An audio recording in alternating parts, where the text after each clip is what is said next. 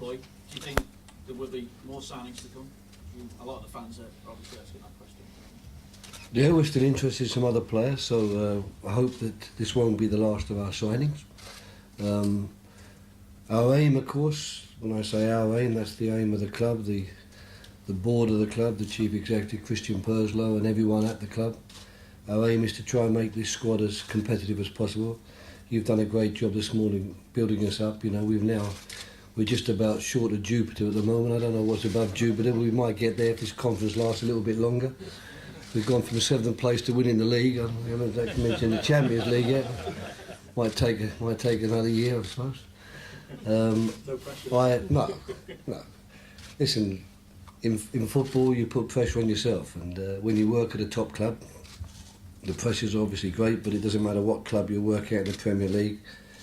The players of that club in the Premier League, the manager of that club in the Premier League will be under pressure to do well, and we know we're under pressure to do well. We're answering the questions as correctly as we can, but we're also very realistic, all of us. We know there's a big job to do.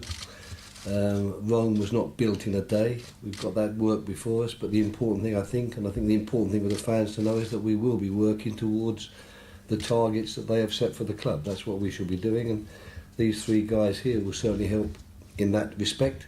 And if we can sign several more to make the squad even stronger, then that will also help even more. But I think it's important that we make the point that it's a new start. That's right, and it's something of a new dawn when a new manager comes to a club and new players come to a club. But you don't put to right things that have gone wrong overnight. You have to work at that, and that's what our job will be, to work at it. Not meaning to go negative then, Roy.